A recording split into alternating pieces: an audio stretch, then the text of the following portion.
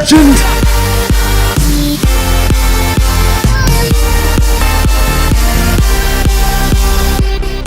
You right guys, Mr. Juggy here, welcome to a brand new Zombies vs video between two of my favourite maps this year.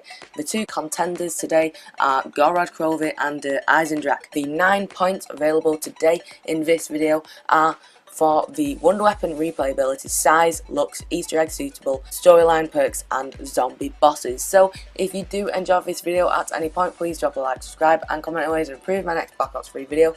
But let's just get into the first point, which is for the Wonder Weapons. Now in the Eisendrache, everybody loved the bows, simply because everybody could get a bow. There were 5 in total if you want to include the first bow that you get that you have to upgrade. But in Gorod Krovi, unfortunately, there is just these guns you can see on screen. They're just the ray guns.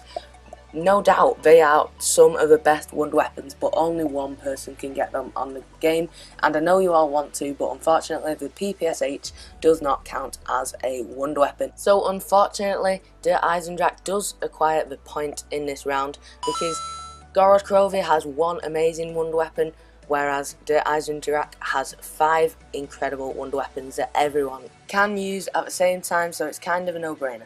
The next point goes to replayability of the map, and this sort of means, like Shadows of Evil, it may be very boring, quite tiring doing the Pack-a-Punch rituals again and again. It can get really boring and irritating, so that's why the replayability for Shadows of Evil isn't that good. But Gorod Krovi, as you can see, this whole gameplay is pretty much a tutorial on how to sort of get Pack-a-Punch open. Now that's the only thing I can think of in Gorod Krovi that can be a little bit annoying for the replayability of the map. But with the Eisendrache, yeah, the bows can get a little bit irritating, but you can always have competitions with yourself on how early you can do it, and you never have to do it early, and it sort of doesn't force you to play one way, whereas Shadows of Evil, where the replayability is really bad, it sort of forces you to do the rituals first, otherwise it will stop you getting far in the game later on, because rituals are really hard to do later on in the whole game.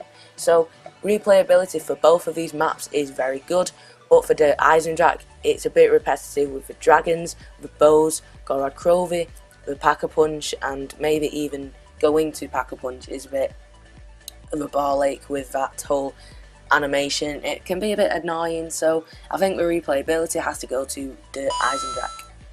The next point is the size and how it contributes to how much you actually enjoy playing the map. Now both of these maps are pretty much stacked on top of each other. The Eisendrache has about 4 levels, Gorod Krovi has about 3 levels, and that's not a bad thing, but having a bit of stability, having it all on one level sort of gives you a clear head. With the green lights, it can be on one of 3 floors, which can get a bit annoying. The size doesn't really matter with me. I like big, small maps, as long as they're not too small, like Nuketown, or a map that's too big, like Transit. But I don't think the size of a map actually impacts how much I enjoy playing these two maps, so I'm not going to give a point in this round. The next point goes to how well the map looks, how many colours are in it, how vibrant the whole map is, and just how well Treyarch did with the looks. And this immediately goes to Gorod Krovi, simply because it's not raining, it's not snowing, and it's not all one colour. Yes, the Eisendrache had the blue room, it had all sorts of different colours, and it was quite nice how they implemented the non-gravity changing colour thing. But Gorod Krovi, it's one colour, it ain't raining, it ain't hailing, and I just think that does a lot for the story and the map, so that's why Gorod Krovi does get the point. The next point goes to the Easter egg and how it contributes to the storyline, and this point has to go to Gorod Krovi because we go to Agartha at the ending cutscene. We fight Richtofen in a massive mech suit. Yeah, we do blow up the moon, but we've blown up the Earth before, so it's nothing new. Fighting Nikolai in a massive mech suit is just really nice. Nice to see. It's a nice change. I don't think we've ever done anything like that in the zombie storyline before, and that is good to say. And I mean, we transport to Agartha following Dr. Monty, so for that, Gorod Krovi has to get to the point. The next one is for suitable, and who it is actually suitable for, the map itself, how hard it is, and who it's suitable for. Well, Gorod Krovi, it's a bit of a trek to get to Pack-a-Punch, but that's just a general trend now. To Eisendrache, it is definitely not a trek, but it is a trek if you want a good weapon. Yes, there's a ray gun, but it's not very good. The bows are quite hard for the average player to use and use effectively, so that point has to go to Gorod Krovi, seeing as though, yeah, you can do without Pack-a-Punch, and if you get the ray guns out of the box, you're pretty much set until round 20 anyway, so that is why Gorod Krovi gets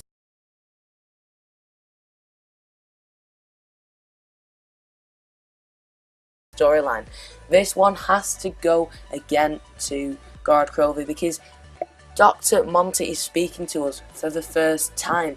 We finally collect the last soul. We ride on dragons. We're in the same universe as maybe Mob of the Dead because their eyes are red. We go to Agartha at the end. It's also just incredible.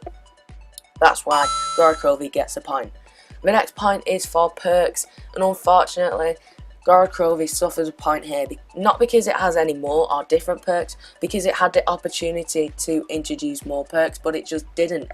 The Eisendrache is quite an early build. It still has Widow's Wine, which is a fairly new perk, but Gorod Krovi just missed the boat with getting a new perk, which is why it suffers the point.